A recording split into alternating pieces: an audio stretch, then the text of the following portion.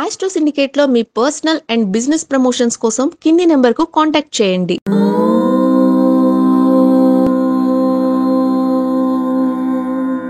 నమస్తే, welcome to astro syndicate. ఇప్పుడు మనతో పాటే ఉన్నారు ప్రముఖ ఆధ్యాత్మికవేత్త, జ్యోతిష్య వాస్తు పండితులు చేబిఎం కిరణ్ శర్మ గారు. గురుగారితో మాట్లాడి మరిన్ని వివరాలు తెలుసుకుందాం. నమస్తే గురుగారు. అఖండ ఐశ్వర్యమస్తమా. గురుగారు, సంక్రమణం అంటే ఏంటి గురుగారు? దాని గురించి మాకు వివరంగా వివరిస్తారా? తప్పకుండా. అంటే మనకి సంక్రాంతి అప్పుడు వచ్చేటువంటి మాట అది. ఎక్కువగా సంక్రాంతి టైంలో వింటూ ఉంటారు ఆ మాట మీరు. ఇప్పుడు మకర సంక్రాంతి అనే పారు విన్నారు కదా. సంక్రాంతి అంటే రవి అనేటువంటి గ్రహం, స్టార్. మీ యొక్క చదువుకున్న వాళ్ళ మాట తలకెనిపోయిందంటే రవి నక్షత్రం గ్రహం కాదు, రైట్. మీ నక్షత్రం అనేది ఒక సంచారం, అంటే కదులుతూ ఉంటుంది. అవి కదలవు కదా. మళ్ళీ మీకు ఒక ప్రశ్న, ఎస్, భూమి మాత్రమే కదులుతుంది. కానీ మనం భూమి మీద ఉన్న మనము రవి కదులుతున్నట్టు కనబడుతుందా, మనం కదులుతున్నట్టు కనబడుతుందా? ఆయన కదులుతున్నట్టు కనబడుతుంది కాబట్టి ఆయనను అనుసరించే మనం విషయం చెప్తాం. కాబట్టి రవి యొక్క సంక్రమణము, రవి అనేది ఒక్కొక్క రాశిలోకి 30 రోజులు ఉంటాడు. ఒక్కొక్క రాశిలో 30 రోజులు ఉంటాడు. అది దక్షిణాయన పుణ్యకాలం అనేది 2 ఆయనాలు, అంటే ఒక టైం డ్యూరేషన్ని డివైడ్ చేయడం. టైం డ్యూరేషన్ డివైడ్ చేయడం ఇది భౌగోళికమైనటువంటి ఒక ప్రక్రియ. మన యొక్క జీవన ఆరాధనకి, జీవనం అనేటువంటి నైపుణ్యానికి, జీవనంలోకి ఉన్నటువంటి ఒక మన సౌకర్యాలకి ప్రతి మాసంలో రవి జరిగేటువంటి ఒక మూమెంట్. అంటే ఎవ్రీ మంత్ ఆయన 30 డిగ్రీలు మారుతూ ఉంటాడు. అది ఒక్కొక్క రాశిలో 30 రోజులు ఉంటాడు, అలాగే ఉంటాడు. సో అలా ఆయన ఒక్కొక్క రోజు మారేటువంటి 12 రాశులలో ఒక్కొక్క మాసం ఒక్కొక్క రాశిలో ఉండేదాన్నే సంక్రమణం అంటారు. అంటే ఇంకొక రాశిలోకి వెళ్ళడము, ఇంకొక రాశిని ఆయన ఆక్రమించుకోవడము, ఆయన అంతంగా ఉండడం, అంటే ఆ రాశి నిండుగా ఉండడము, ఆ రాశి మొత్తంగా సంక్రమణము, మొత్తంగా ఉండడము అని భావన. అలా మనకి మకర సంక్రాంతి టైంలో జనవరిలో జరిగితే, కర్కాటక సంక్రాంతి జూన్లో జరుగుతుంది. మకర సంక్రాంతిలో జరిగేటువంటి టైంలో, అంటే మకర సంక్రాంతి రోజున మకర రాశిలోకి రవి ప్రవేశించడాన్ని ఉత్తరాయణ పుణ్యకాలం అంటే, జూన్లో జరిగేటువంటి కర్కాటక సంక్రమణంలో దక్షిణాయనం అంటారు. ఇది టైం డ్యూరేషన్ని జరపడం, విభజించడం. అలా ప్రతి మాసం కూడా ఉంటుంది. ప్రతి మాసంలో వచ్చేటువంటి సంక్రమణం అంటే ఒక్కొక్క రాశిలోకి జరుగుతున్నాడు. కాబట్టి ఇప్పుడు ఆయన తులా రాశిలోకి వెళ్ళేటువంటి సమయమే తులా సంక్రమణ. అంటే ఇప్పుడు మనం చెప్పుకునే తులా సంక్రమణ సమయంగా జరుగుతుంది. అది సంక్రమణ ఉంటుంది. అంటే సంక్రమణ ఉండేది ఆయన తులా సంక్రమణ రేపు 19వ తారీఖు ఆయన తులలోకి మారబోతున్నాడు. రవి మారబోతున్నాడు, కన్యలో ఉన్నాడు. ప్రస్తుతానికి తుల రాశిలోకి ప్రవేశిస్తాడు. అయితే ఇప్పుడు ఈ రవి తులరాశిలోకి సంక్రమణం చేస్తున్నాడు కాబట్టి ఆ టైంలో ఏ ఏ రాశుల వారికి ఎలాంటి ప్రభావం ఉండే అవకాశం ఉందంటారు? నెగిటివ్ గా అయినా పాజిటివ్ గా అయినా.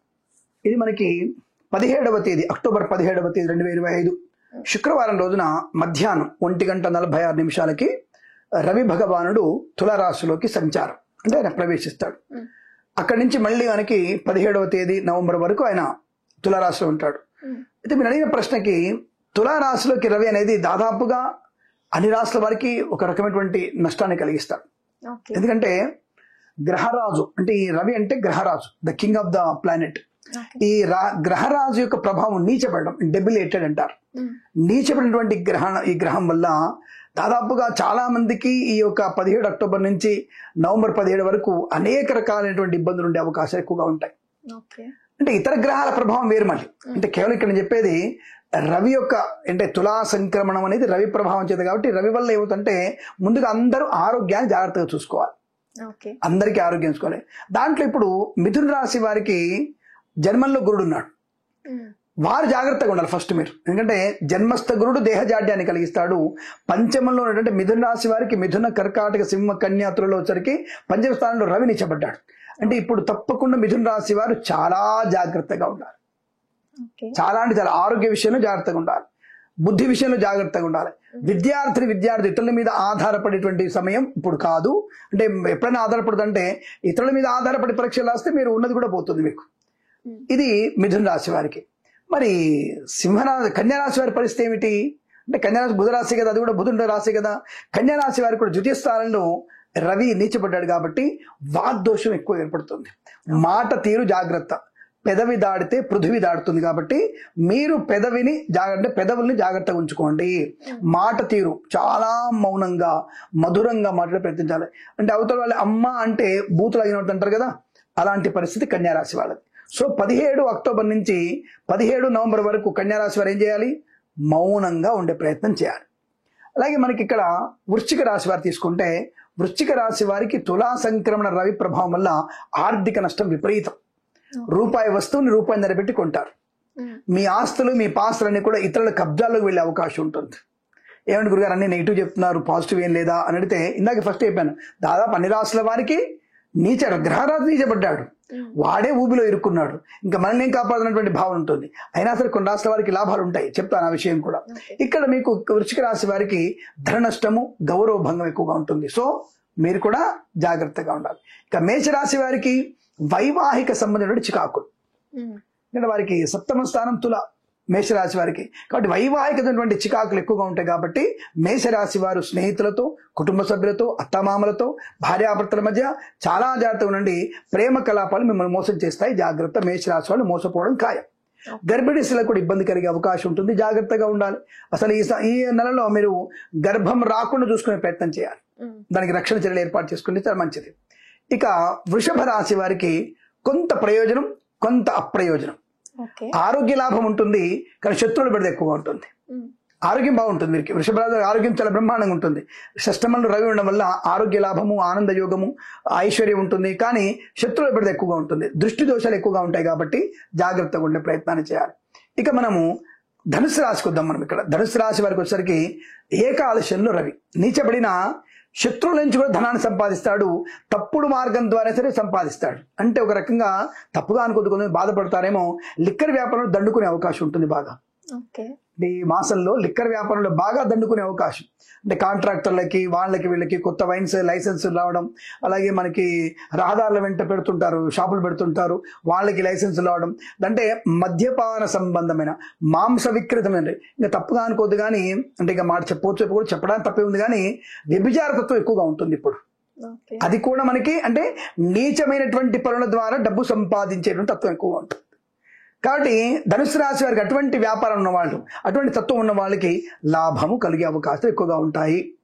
ఇక అందరికంటే ఒక మంచి రాశి అంటే సింహరాశి. ఎందుకంటే ఆ రాశి అధిపతి రవి నీచులు పడ్డాడు, కాబట్టి తప్పకుండా సింహరాశికి ఉన్నటువంటి రవి అధిపతి పడ్డప్పుడు తన ఆత్మస్థైర్యాన్ని నింపుకుంటూనే జాగ్రత్తలు పడుతూ, పొదుపు చేస్తూ, సోదరులతో, కుటుంబ సభ్యులతో జాగ్రత్తగా ఆనందాన్ని జాగ్రత్తగా నడిపేయగలిగే వ్యక్తి సింహరాశి వారికి అనుకూలంగా ఉంటుంది. అదేంటంటే సింహరాశి నీచబడ్డాడు కదంటే, అందుకే వాడు జాగ్రత్తగా ఉంటాడు, అతి జాగ్రత్తగా ఉంటాడు. ఇరుసులో ఉన్నాడు, ఎలా జాగ్రత్త బయట వాడిని ప్లాన్ చేస్తున్నాడు. కాబట్టి సింహరాశి వారికి అటు నష్టం లేదు, ఇటు లాభం కలిగే అవకాశం లేదు. ఒక రకంగా గురుబలం బాగుంది కాబట్టి వీరికి లాభమే పొందుకునే అవకాశం బలంగా ఉంటుంది. ఇక కర్కాటక రాశిలో చూసుకుంటే తప్పకుండా వీరికి మాతృ సంబంధ వ్యక్తుల నుంచి లాభం ఎక్కువ ఉంటుంది. అలాగే పితృ సంబంధ వ్యక్తుల నుంచి ఆస్తిపాత్రలు కలిసి వచ్చే అవకాశం. అలాగే వీరు సొంతంగా పోటీ పరీక్షలు గెలవలేరు, కానీ ఇతరుల మీద ఆధారపడినటువంటి పరీక్షలు, ఇతరుల మీద ఆధారపడుకుని రాసేటువంటి అకాడమిక్ పరీక్షల్లో విజయం సాధించే అవకాశం ఉంటుంది. తప్పకుండా వీరికి మంచి అనుకూలమైనటువంటి ఉపాసనా బలం కూడా పెరిగే అవకాశం ఉంటుంది. కారణం వీరికి శుక్రుడి యొక్క బలం బలంగా ఉంది, కాబట్టి తప్పకుండా వీరికి అనుకూలంగా ఉంటుంది. ఇక మిగిలింది మనకి మకర రాశి. ఉద్యోగం లేని వారికి బ్రహ్మాండమైన ఉద్యోగాన్ని కలిగించేవాడు వీరికి శుభం. ఎందుకంటే మకర కుంభ రాశులకి రవి శుభకారకుడు. అంటే శనిపుత్రం యువాగ్రజం, అంటే శనికి పుత్రుడు లాంటి వాడు రవి, కాబట్టి ఆయనకి ఛాయామాసం భూతం, శనికి కుమారులు కాబట్టి రవి అనేవాడు తప్పకుండా తన కుమారుడు ఎక్కడ స్థలంలో సరే కాపాడగలిగే అవకాశం ఉంది. కాబట్టి మకర కుంభరాశి ఇద్దరికి కూడా అత్యంత శుభ ప్రయోజనం కలిగించే అవకాశం తప్పకుండా ఉంటుంది. ఆ రెండు రాష్ట్రాలకి వ్యాపార లాభం ఉంటుంది, ఉద్యోగ లాభం ఉంటుంది, విద్యాలాభం ఉంటుంది, కుటుంబ సౌఖ్యాన్ని పొందుకునే అవకాశం కూడా ఈ రాశి వారికి ఉంటుంది. ఇక మరొక రాశి మీన రాశి వారికి ఆల్రెడీ వాళ్ళు పాపం శనితో ఇబ్బంది పడుతున్నారు, ఏనాడు శనితో ఇబ్బంది పడుతున్నారు. అటువంటి ఏనాడు ఇబ్బంది పడే వాళ్ళ వారికి అష్టమంలోకి రవి వచ్చేసాడు. ఉన్నవాడు కూడా మంచిగా ఉండేవాడు కూడా వాడు కూడా చెడ్డవాడు అయిపోయేసరికి ఈ అష్టమ రవి అనేవాడు ప్రమాదాన్ని కలిగిస్తాడు. కాబట్టి మీన రాశి వారు కూడా ఆకస్మికమైనటువంటి అనారోగ్యం, వాహన ప్రమాదం, మద్యపాన సేవనం, భార్యాభర్తల మధ్య విభేదాలు లాంటివి ఎక్కువ ఉంటాయి. కాబట్టి మరి వీరందరూ ఏం చెయ్యాలి? అడిగేటువంటి పరిహారం ఉంటుందిగా, ఏదైనా పరిహారం చేసుకోవాలిగా. మరి ఏం పరిహారం చేసుకోవాలంటే అందరూ కూడా అన్ని రాశుల వారు గోధుమలు దానం చేసుకోవాలి, ఎర్రని వస్త్రాన్ని దానం చేసుకోవాలి.